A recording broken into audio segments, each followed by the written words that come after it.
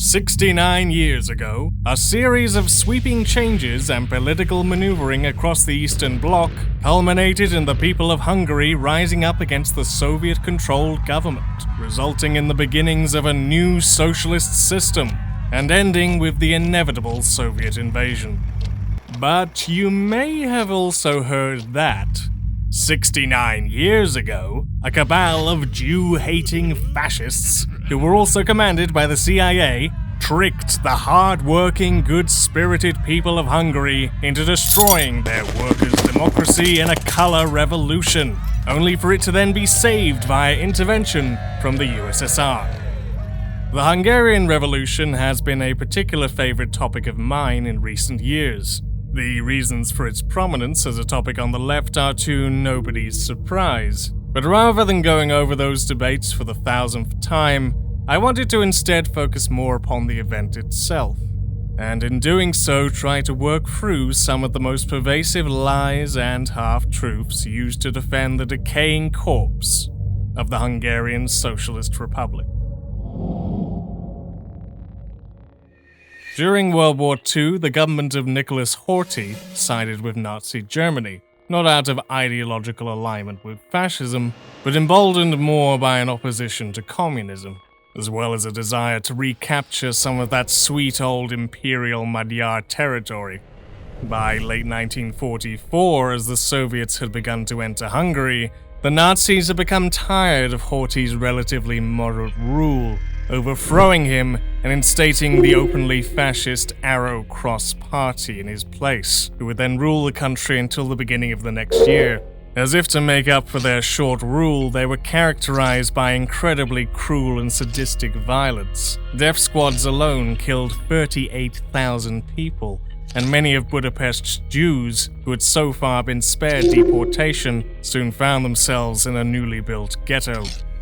In the aftermath of the war, Horthy remained exiled, and new elections were made. The winners of the popular vote were the Smallholders Party, gaining 57% of the vote. The Communists, by comparison, only received 17%. This wouldn't fare well with the hegemony of the USSR. With the power of the Minister of the Interior to their advantage, the Communists undertook a strategy of what would later become known as salami tactics. Instead of attacking the entire beast at once, small elements are knocked off bit by bit until the whole block is gone and only the Communists would remain in charge. Through methods of infiltration to implicating key opponents with conspiracy charges, by 1949 only fellow travelers remained, and the Communists were in complete control. Politically, the leader of the Communist Party, Matyas Rákosi, along with his three horsemen, were viewed as Muscovite communists, a term used for Hungarians who had tenured in the USSR during the war and later returned, normally with stronger devotion towards the Soviets than to their individual countries. To this end, Rákosi earned the reputation of being the Hungarian Stalin. In such a fashion, once in power, he would further consolidate his rule through a purge of those suspected of being Titoist, a common refrain in Eastern European politics after Yugoslavia's split of relations in 1948. 500,000 people would suffer demotions, dispositions, exiling, and even death as a result, the most notable of which was none other than the Minister of the Interior himself, Laszlo Rajk.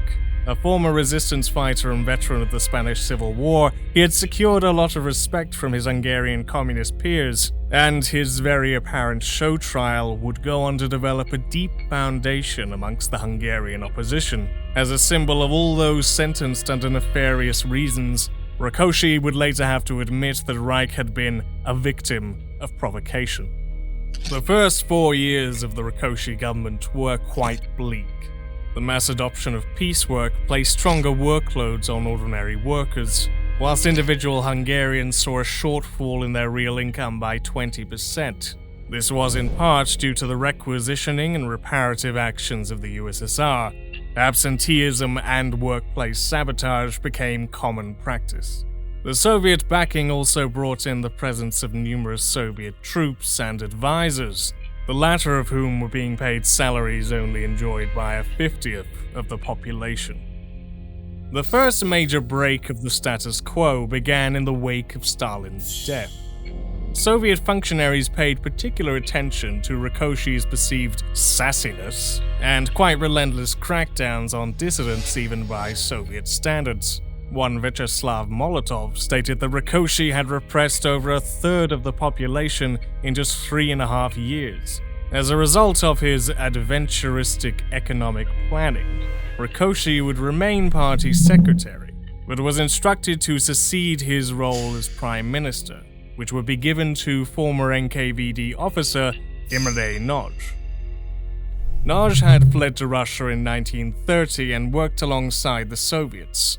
During his time in the NKVD, he became very close to the Hungarian émigré community there, and sold many of them out to his superiors, earning him a respectable reputation from the authorities.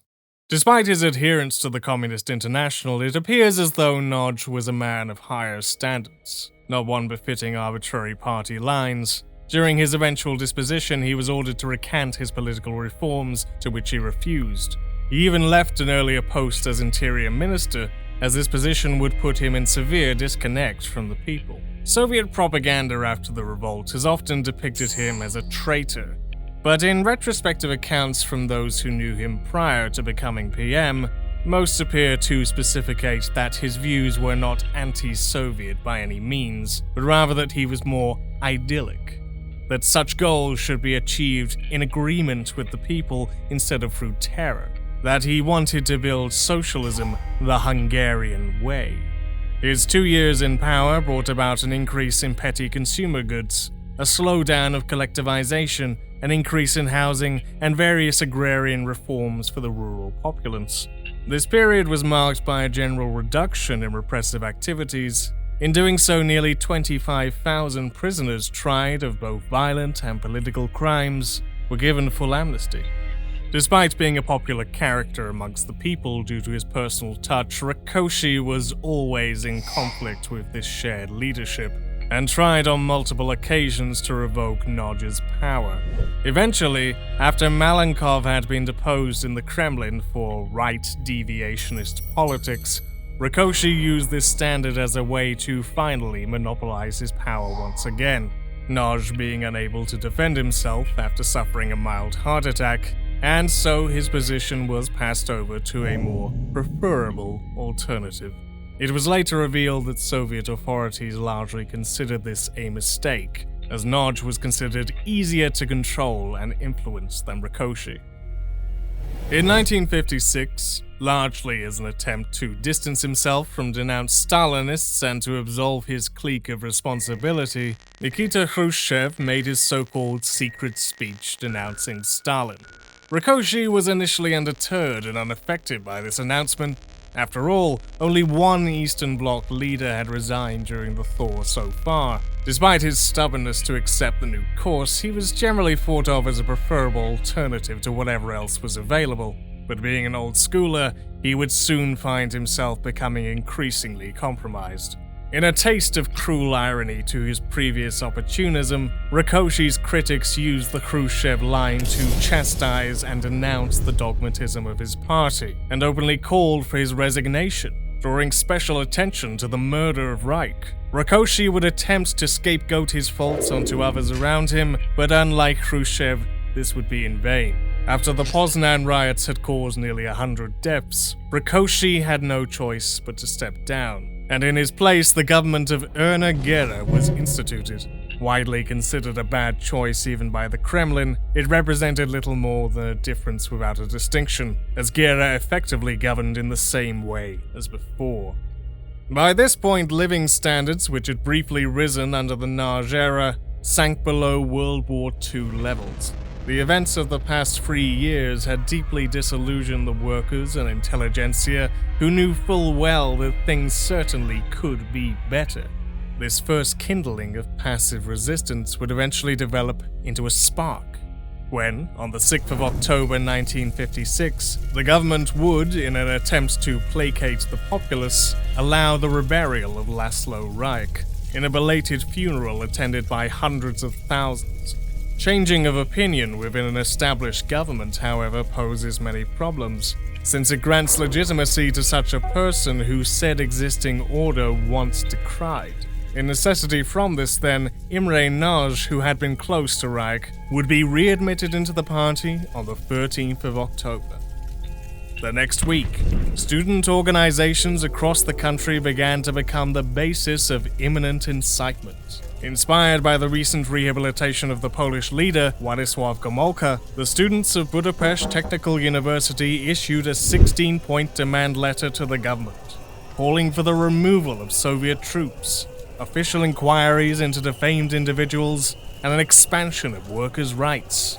News of these demands spread from factories to offices across the city, and soon the entire country would be whipped up in a revolutionary fervor that caught fire in the minds of everyday Hungarians. And this is where our story begins. Now, hopefully you have a basic idea of how the revolt went down by now. If you don't, I would recommend 1956 A History and Documents listed below. Probably the most important thing to remember about the insurrection is that it was spontaneous, not a direct seizure of power by some organized group. It evolved and developed in its intentions as time went on, with various people switching allegiances depending upon their circumstance. There was an observable disconnect of immediacy between the so-called leaders, who were largely disillusioned reformists, and the rank and file of the people, who were of a much more radical mindset. For the first 4 days, Nagy, who would go on to become the de facto figurehead of the revolution, was still effectively acting on behalf of the now redundant Gera government and trying to placate the protesters. He was most critical of the students' demands because he felt that things were only getting better at this point, and that this sudden eruption might harm the potential of that wave to last. Even Tito, who had viewed Nagy quite favorably before, appeared to have felt the same and would go on to use the revolution as a political opportunity to boost his favor in the West, while simultaneously agreeing with the Soviet viewpoints. Only upon further discussions with the newly emerged workers' councils on the 26th would he decide to take upon the full reins of the revolution and stand on the side of the insurgents, once he realized that this was the only option going forward. He was the definition of a reluctant revolutionary.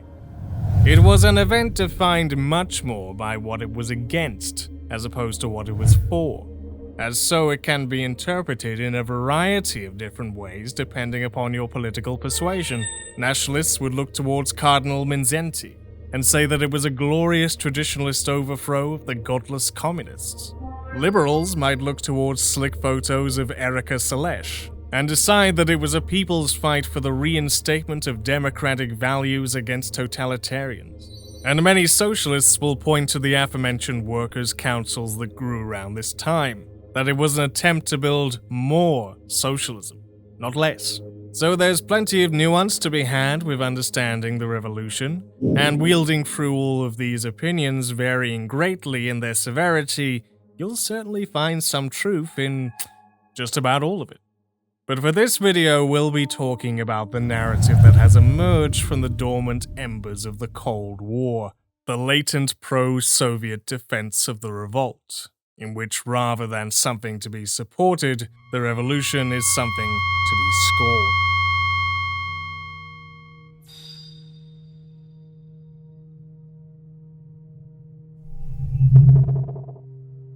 The first pro-Soviet defense we'll be going over is the accusation of large-scale anti-Semitic violence by the revolutionaries during the revolt.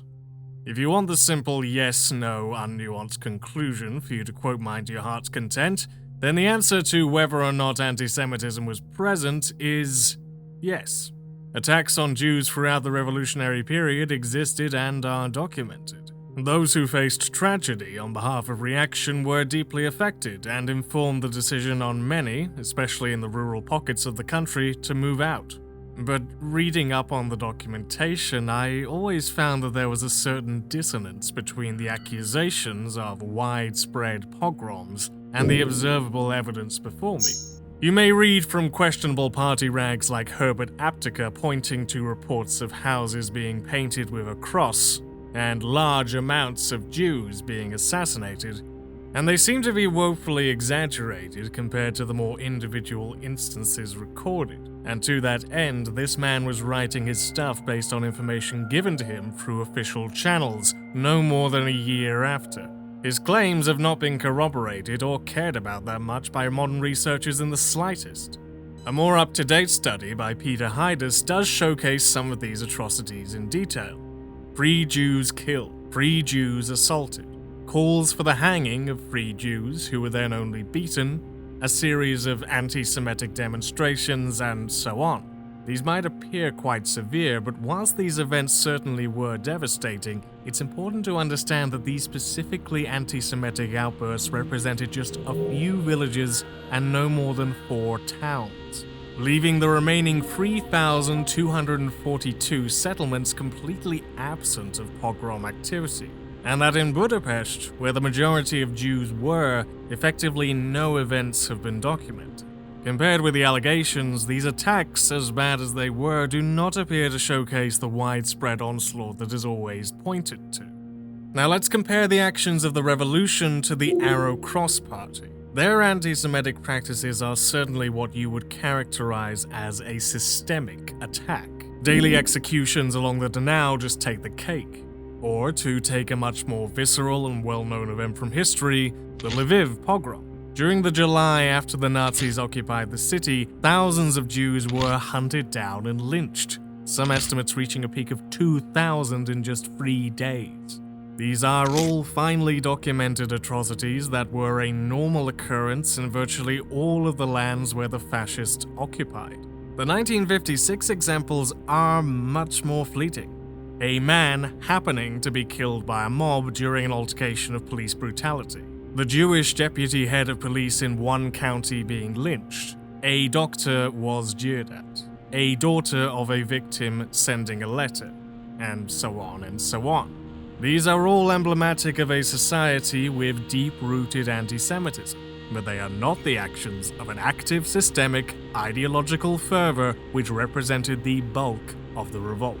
With exceptions to sporadic happenings, mostly in the far east of the country, the revolt is characterized by an observable lack of attacks of ethnic persuasion, far more one of perceived or proven political alignment.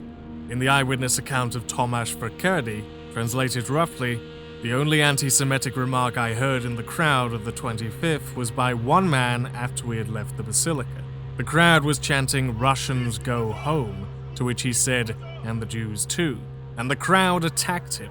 "Shut up or get out of here, you unfortunate one. This is not what it's about." Within modern research, the combined conclusion from basically everything that I found is that anti-Semitism played a very marginal role in the revolt. But hold on. What of the 20,000 Jews who left Hungary after the revolt?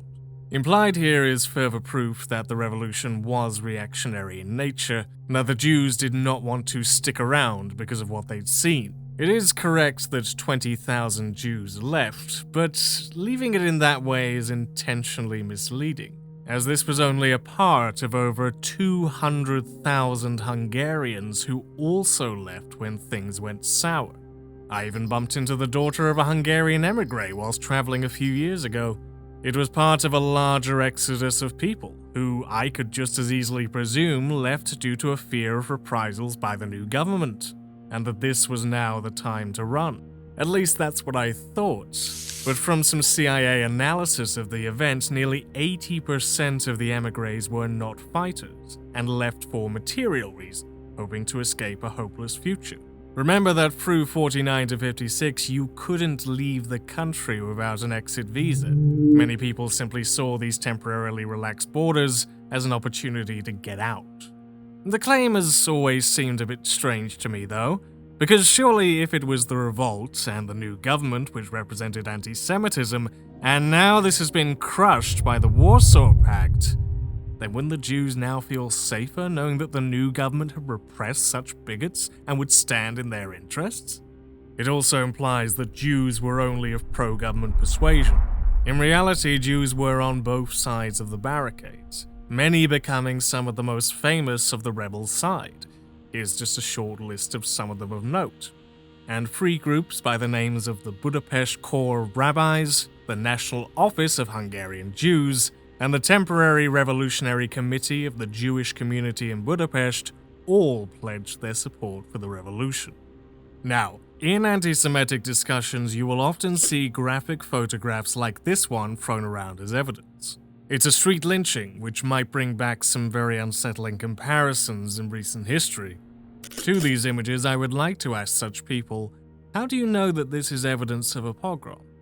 As best I have been able to suss out, the identity of this person appears to be somebody by the name of Laszlo Rajk, who, as far as I can find, there's nothing that implies him as being Jewish.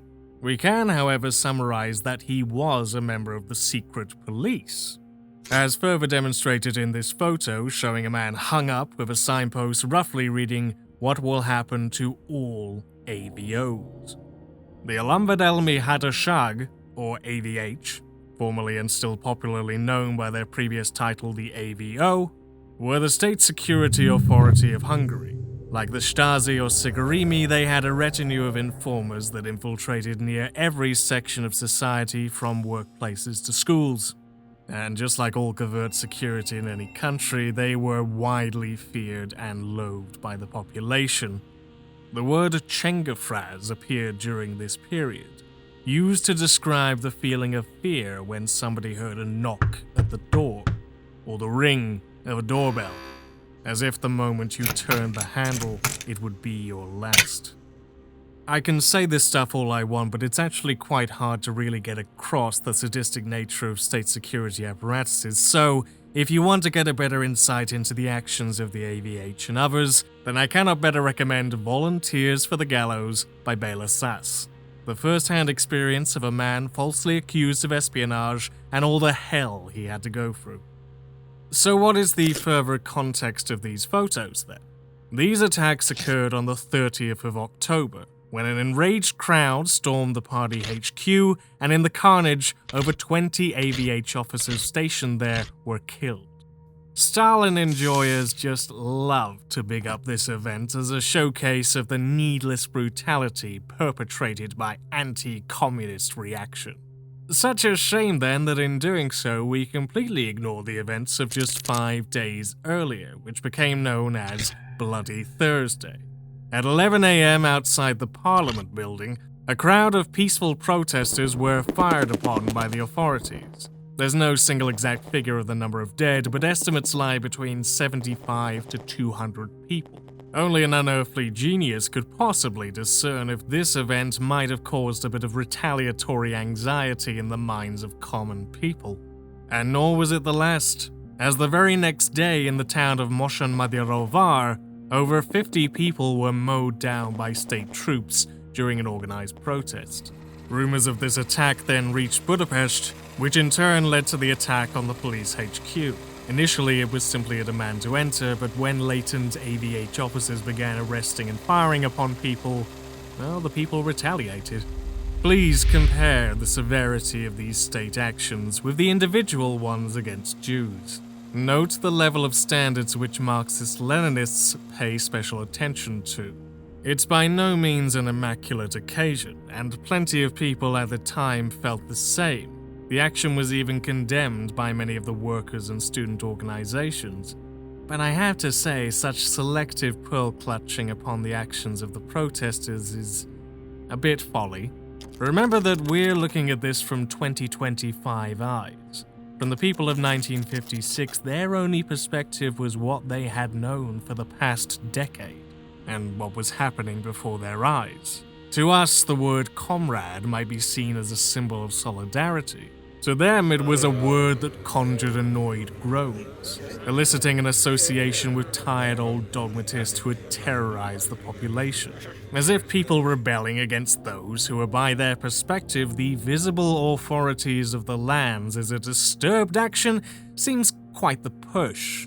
Nominally communist or not, people do not appreciate the arbitrary hand of the law. The only possible overlap one might find to such attacks is that a disproportionate amount of AVH men were of Jewish origin.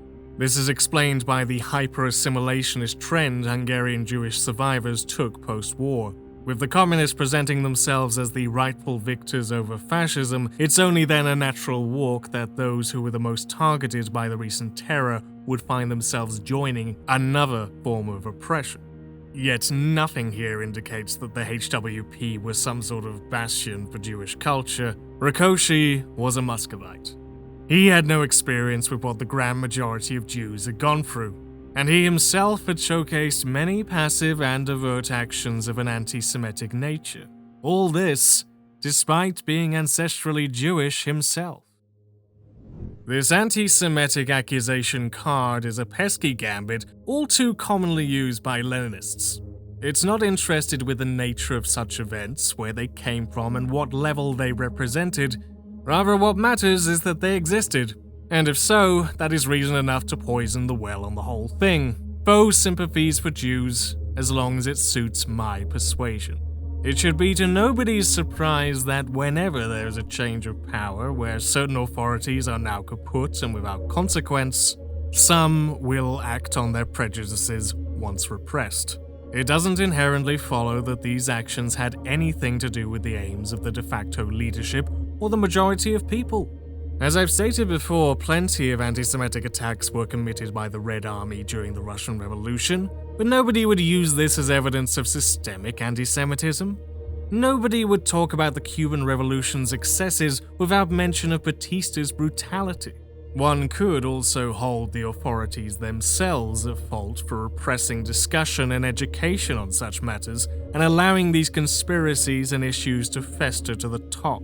Even in the aftermath of the revolt, the majority of the party did not want to confront what anti-Semitism there was, fearing that this would only rock the boat, or give credence to the emergent workers' councils who were able to prevent a lot of this racist violence.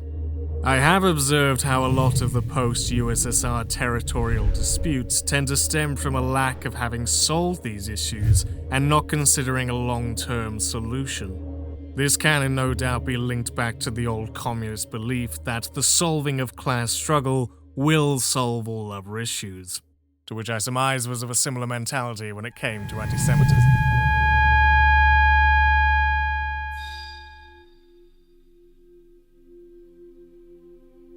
If you know anything about 1956 and if you know anything about Hungary, you might want to reconsider not supporting the Soviet intervention, because that was one of the most fascistic countries, perhaps had a society more fascistic than Nazi Germany.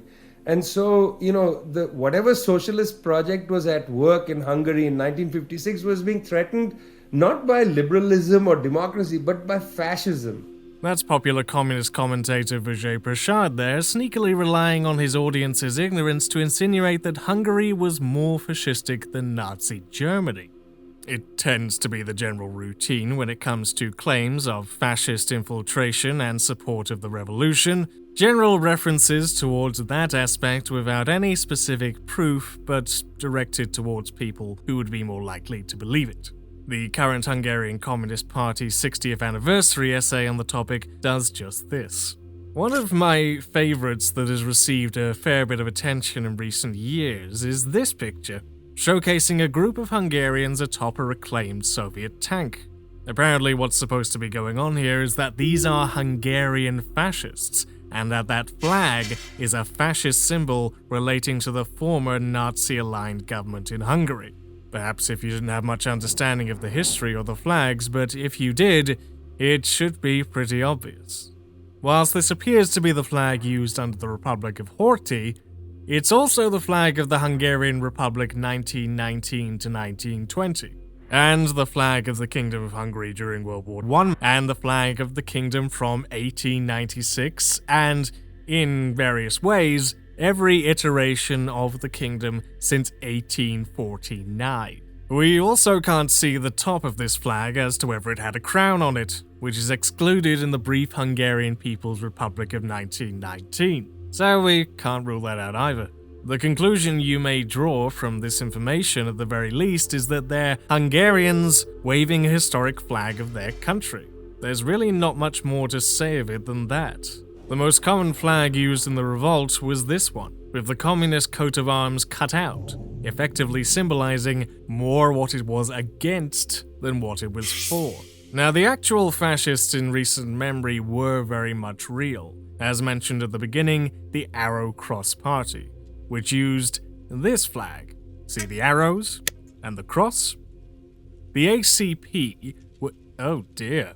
The ACP did not come to power through mass popular support, but through implementation via the Nazi coup. Their rule only lasted effectively 3 months, with most of this limited to an increasingly shrinking front line around Budapest, as by that time the Soviets had already made a foothold and had erected a temporary new government in Debrecen. And these people did not just hang around. They were condemned in very popular tribunals which the Communist Party took great steed in using as a way to bind and suppress their enemies. At the bare minimum, 6,200 people were found guilty of murder. Largely speaking, the reactionary elements of any specific capacity had been neutered. And in the subsequent years, the secret police spent plenty of time tracking down these individuals, guilty or not. If there was any significant presence remaining by 1956, then clearly the police weren't doing a very good job, considering the hundreds of thousands they convicted. It would help us then to go into detail about some of the main figures in the revolution and where their ideological convictions lay. One of the common boogeymen for fascism that I've found is represented by Pál Maleta, popularly understood to be a Nazi fighter. And I can sort of understand why one might think that. I mean, just look at that face. There isn't much extensive documentation on Maleta in English, so as you can imagine that was a pain in the ass to go through. But closer observations on the man reveal a much more nuanced account. He joined the army prior to World War II due to his family's financial difficulties and fought against the Soviets through to 1944. That's fighting with the Horthy government, not the Arrow Cross Party. In his youth, studying in Prague, he took part in anti-Nazi demonstrations and appeared to show resistance towards Hitler's eventual occupation of his country. During this time, he was wounded in the neck and captured by the Soviets. Upon meeting the soon-to-be Hungarian Minister of Culture, Josef Ravai, he eventually joined up in the fight against Hitler as a partisan, with the understanding that his country would become independent once more by the Soviets. After the war, he joined the Communist Party. During the initial fighting of the revolution, he fought for the Gera government, helping to wager a ceasefire with the rebels at the Corvin Passage. Eventually, though, after further discussions with the rebels, he switched his allegiance to Nagy's new government on the 28th of October, becoming the most well-known military defector in the crisis. He would later be captured during a negotiation with the Soviets just hours before their final assault, and later condemned to death. Of course, I must be charitable and state that just because Maleta called himself a communist doesn't automatically give him a free pass. It's a matter of discussion. In actually existing socialist states, it was a trend to join the party not because of a love of theory, but due to personal or national interests. But reading through his life, it does become clear that Pál was never a fan of fascism, and held a deep interest in his communist ideals. Through letters sent to his wife, it can be said of him that he truly believed that under the leadership of the Communist Party, a more beautiful, more democratic, and more socially just world would be built in Hungary. He believed more that the differences that had arisen between people, with or without reason, would one day be equalized. He knew that among the people around him, his subordinates and soldiers, that there were many intelligent peasants and worker youth, and he considered it unfair that the fate of those talented people was controlled by their circumstances, the environment into which they were born. Certainly the words of Rush Limbaugh. When looking into the overall traits of the apparent leaders during this revolt, it starts to become clear that the substance for fascism is suspiciously absent. Emre Nagy was, as we've gone over, a dedicated communist and reformer, as was Géza Lajonci, George Lukács, Ferenc Donat, and József Szilágyi. Miklos Gimish and Miklos Vásárhelyi had both been part of the party before the war, and both were Jewish. József Dudas and Sándor Kapacsi were both communists and veteran anti-fascists. Carpacci himself was chief of police, and after the massacre at the square, he defected. Anna Ketty was a social democrat. Other people of note included Ferenc Erdi, who was a former member of the National Peasant Party, and I know you might make some presumptions hearing that name, but the NPP was an agrarian socialist group, not a reactionary one. Ferenc Jánosi was the chairman of the Patriotic People's Front, which again, contrary to the name, was a government mass org.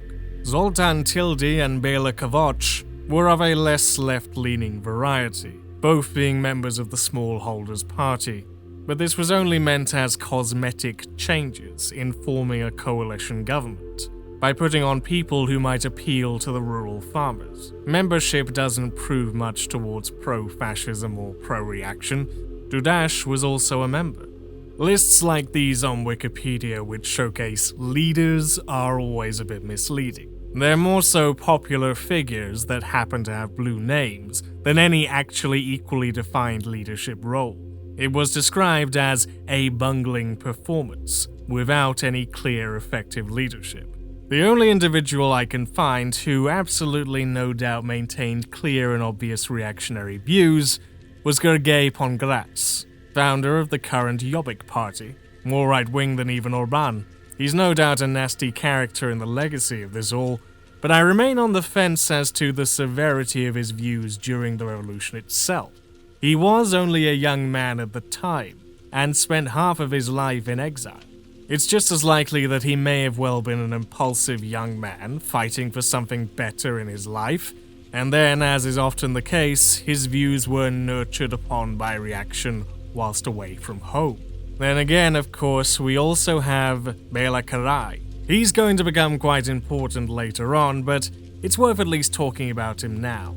The first thing you ought to know about this man is it's very difficult to find much information on him. His biography hasn't been uploaded to the web, and a lot of the apparent stuff he did mostly comes from a series of obituaries in 2009. I've seen him on numerous occasions being referred to, like Maleta, as a Nazi. Karai was a soldier in the Hungarian army from 1930 and fought during the war, but unlike Maleta, who actively despised and fought against the Arrow-Cross government, it does appear as though Karai was a fighter under them. If I'll be charitable, this was of course a switch of government beyond his control and doesn't inherently square him as being an ideological fascist. Just like in Maleta's case, being a Communist Party member doesn't necessarily mean you're a communist.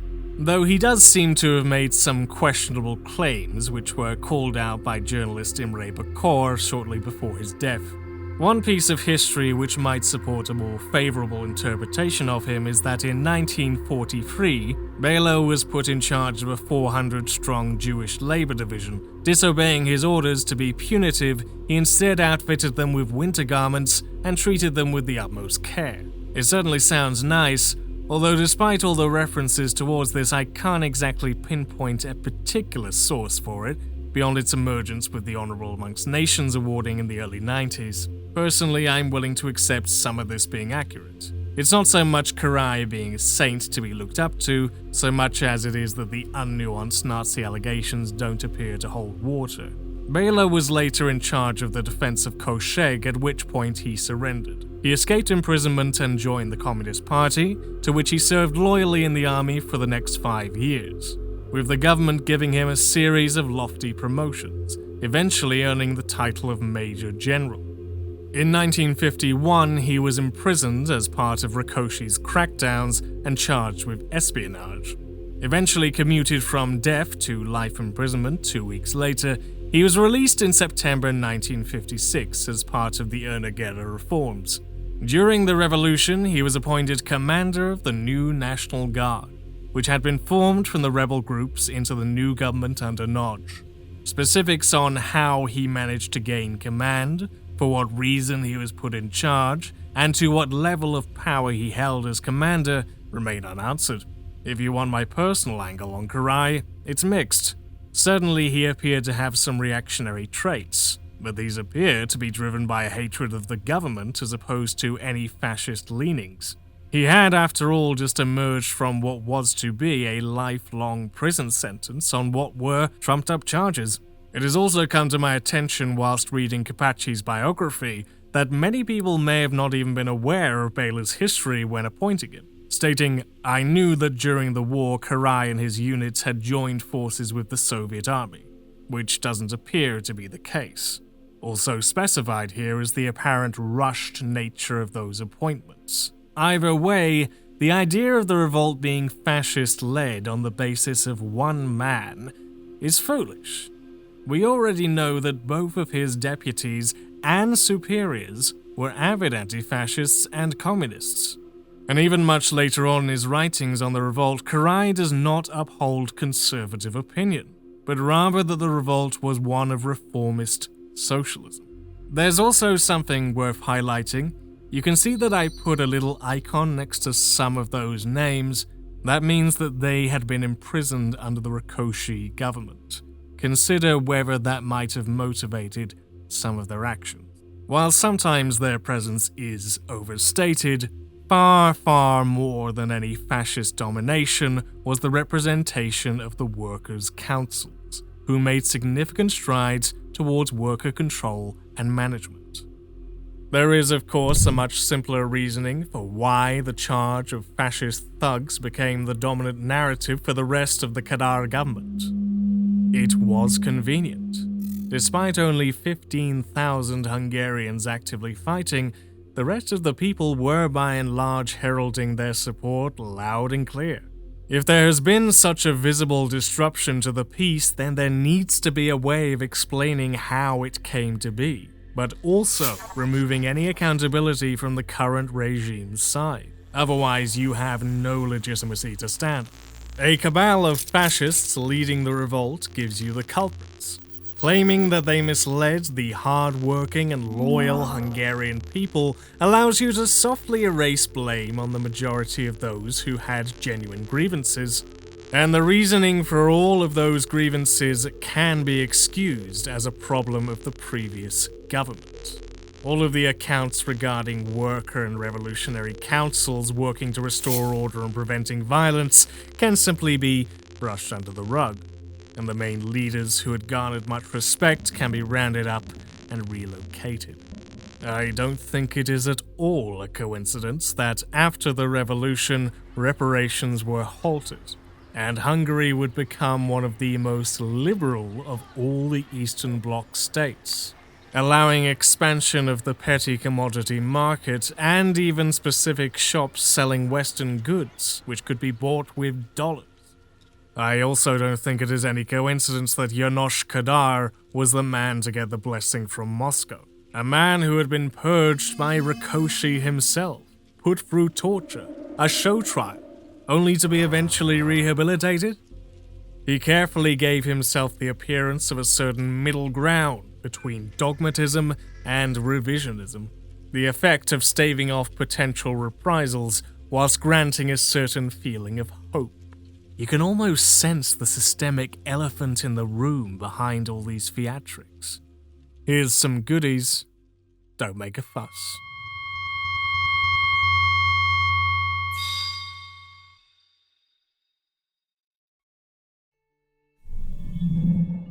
Let me begin by saying something that some might find a bit controversial, unfortunately.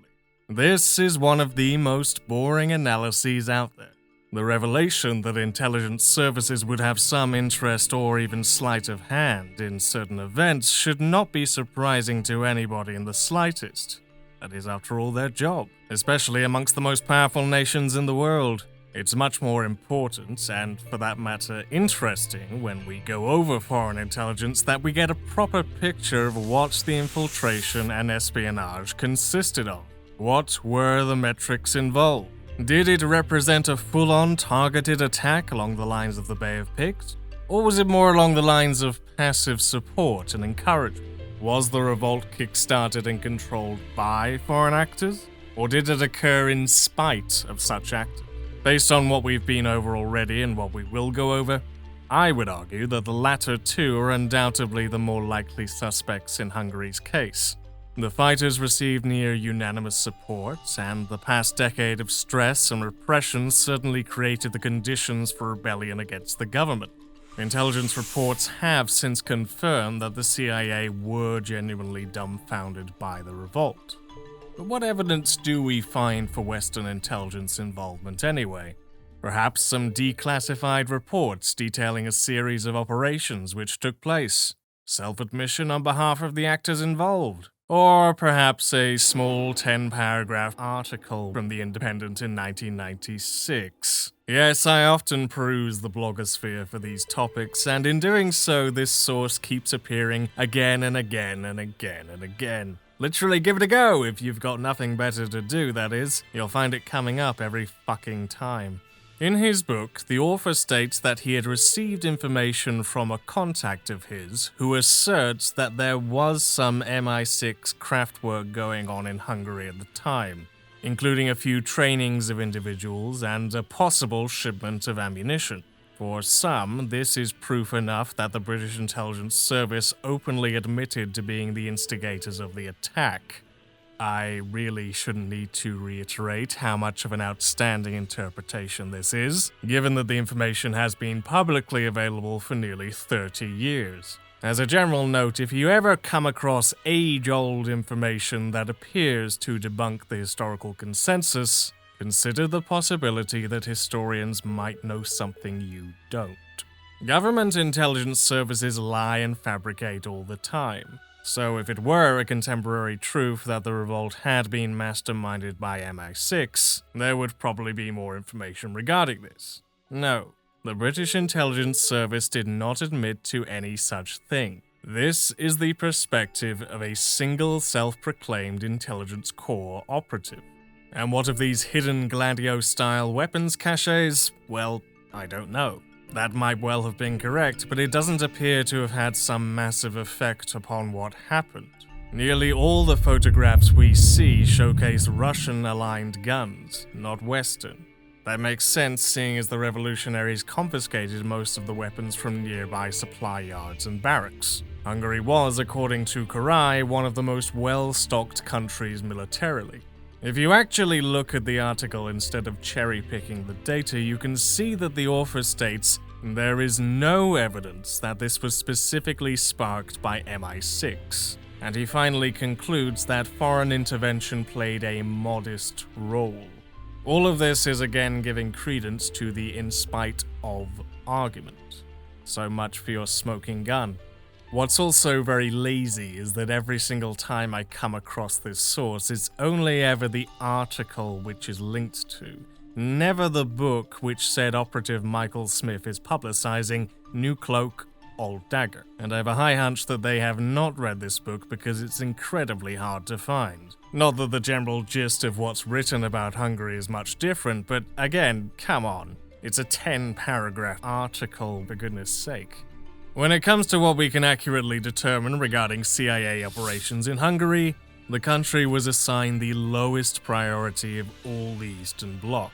This is demonstrated by the fact that, far from a huge cabal of insiders, the Vienna office only had a single operative in Budapest, Géza Katona.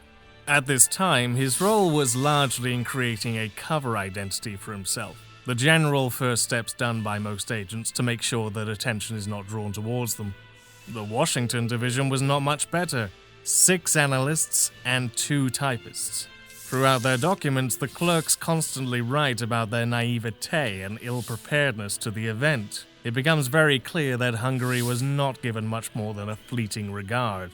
Had the CIA actually had accurate information on the revolt, they probably would have understood that Nagy was the most popular of the establishment. And Radio Free Europe, effectively a pro-Western propaganda outlet, would have been encouraging the people to put their trust in him. That would have at least enabled a splitting away from the USSR. Instead, they viewed the establishment as a homogeneous communist whole and urged the revolt to stand against him. RFE was essentially the support which America gave to the rebels, as during this time the Americans gave nothing of physical or political merit to aid the event. It was not in their interests to do so. Such an act might have put them on the precipice of war. This lack of interference may well have influenced Khrushchev's decision to interfere. Besides, even if they did want to intervene, they had another little crisis brewing in Egypt. Now, I have seen the decision to leave the Warsaw Pact as a reason to why there must have been some foreign planning, as this was not one of the original requests by the students. The decision to leave is fairly straightforward, and it was not an easy one on behalf of the new government. Only upon hearing reports of Soviet troops moving along their border did they begin to make decisions to leave. This was based upon the, frankly, quite flawed logic that by declaring neutrality, the Soviets would no longer have a claim to protect the country, and so, therefore, it could not pose a threat to the stability of the alliance. Sound logic, I suppose? For a long while, this was all we had regarding CIA involvement. Involvement, yes, but no more than a general keeping an eye out interest in the situation, and some small physical involvement, nothing that would indicate that they were any way the main thrust of the rebellion or controlled it from above.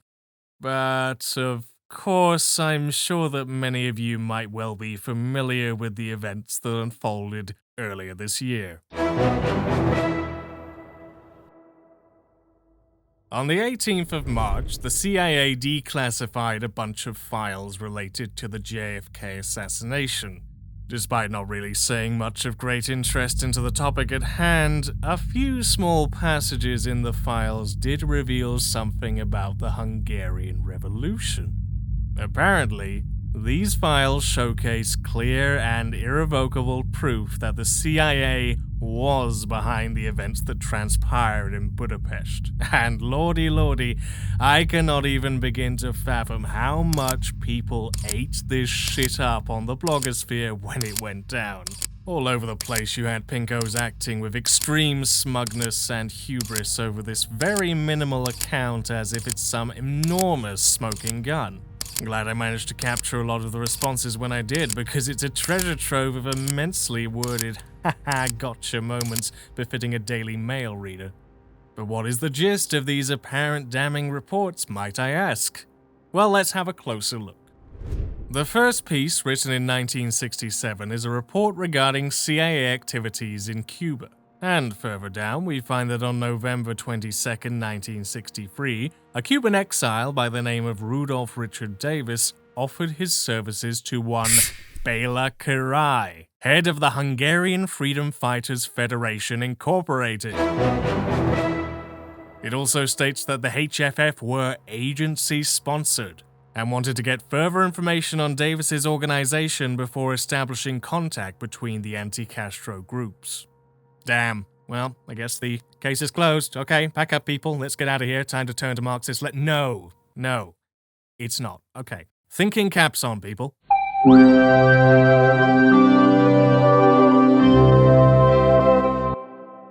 Taking this information to be an accurate accounting, what can we discern from this information? We can gather that Béla Király, a fighter during the revolution, was part of a CIA-sponsored group in 1963, after he fled to the USA. The implied conclusions we cannot reach just based on this are that Király was sponsored by the CIA in 1956 when the revolt happened, and/or that Király's sponsorship would prove that the CIA masterminded the revolt. So, what do we know about this mysterious émigré group then? According to Anna Mazurkiewicz, the HFF was formed in 1957. Okay, have we started to understand why it's best not to jump to conclusions? I've learned from this research that the term freedom fighter actually has a lot of its originality from Hungary. It's where the term first came into popular usage. And even prior to that, Palmolator's Soviet-backed group were fighting against the Arrow Cross as the Hungarian Freedom Fighters. Plenty of groups have used this name, as there entered a split of the organization in 1958.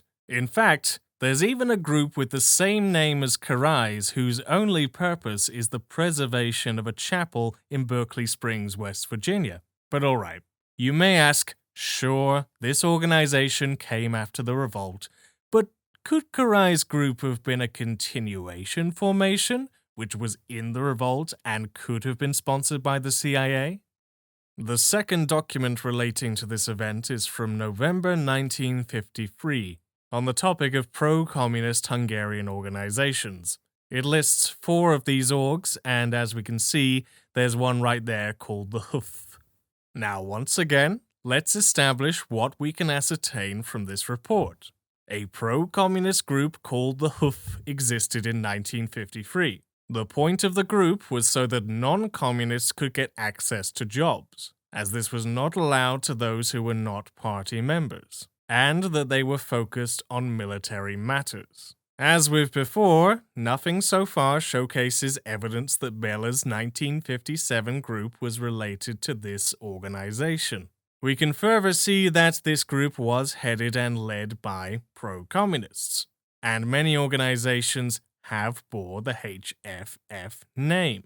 But couldn't this organization have turned against the government via CIA infiltration, as it was made up of people who were not party members? At this point, we're entering the realm of speculation. It's possible that this could have occurred. I do have some other problems with the hypothesis. For one, Bela could not have headed this original group, seeing as for starters, he had since 1951 been in the slammer. He was only released from prison a month before the revolt began, and from the 21st of October until the 28th, he was recovering in hospital. This would also make it, in addition to the other information we've gone over, difficult to say that he was contacted by foreign intelligence. Even if the 1957 Hoof was a continuation group, this is all predicated on the interpretation that the CIA sponsorship of said American group means that they also sponsored the earlier one, which, again, is pure speculation, and largely speaking, quite implausible. Why? Because we still have all the admissions from the Vienna office, who explicitly state that their abilities at the time were remarkably low within Hungary. What makes the most sense to me, and what at the very least is just as possible a solution as the CIA orchestration one, is that Bela Karai, after substantial torture, disillusionment, and repression by the Soviet-aligned system, simply aligned himself with the American one, to which he became associated with the CIA. It's not a difficult thing to understand. It's been a common practice by people raised in a system forced upon them that they don't develop an understanding of socialism from the perspective of, say, a critique of political economy. They interpret it from their very material experience. It is possible that he changed his mind on socialism after the war, hence him joining the party, like with Mileta. He could have also been a worm who wormed himself through the party by lying. That's also possible. Frankly, we don't know. But we do know that Rakoshi's purges were completely overblown and motivated by opportunism against his political opponents. They would trump up your confinement based on silly reasons, such as the perception that if you had spent too much time in the West, then your ideas had been tainted. Or most incredibly, that the charge for trying to flee the country was espionage, because if you did manage to leave, then you'd inevitably tell the West information about the country, and so that would essentially make you an informant. There's always this gambit that anything that can possibly be associated with Western intelligence automatically taints everything that has to do with said group, and it's just such a ridiculous oversight. Because in the world of government intelligence, all that being an asset really comes down to is that said people are under observation and useful to the agency in question. It does not inherently mean that you receive funding, support, back and forth intelligence, or even orders. It is highly likely that Charles Manson was a CIA asset. Not necessarily a hypnotized assassin trained and manipulated under Langley's orders, but the circumstances surrounding Operation Chaos all appear to implicate some form of plan in the woodwork. Keeping a dangerous man on the streets, possibly as a disruption to several growing left-wing movements in the area, doesn't seem out of the realm of possibility. I could also make cases for Saddam Hussein or Bashar al-Assad, but while we're on this topic, let's not leave out quite possibly the biggest and finest example of an intelligence asset. Vladimir Lenin. No excuses here. Lenin directly served the interests of the German Empire to a T. He was placed on a train and transported to Russia precisely to disrupt the Russian war effort. His aims were certainly not to do with helping an imperial regime, but his actions directly benefited them, and were instigated by them. Nobody in their right mind would call Lenin a German stooge made simply to benefit their war aims, and yet that's basically what he represented, far more than any other person I've found. But still, they may well have not been sponsored, they may well have not been ideologically linked, and they may have not been orchestrated, etc., etc., etc. But they still serve the interest of the capitalist West, and therefore, that makes them assets. This attitude is just foaming at the mouth with complete and utter defeat. No, you can't do a revolution. You don't have agency. If you want things to be better, you have to go about doing things through the established legal routes. Otherwise, you're only helping the capitalists.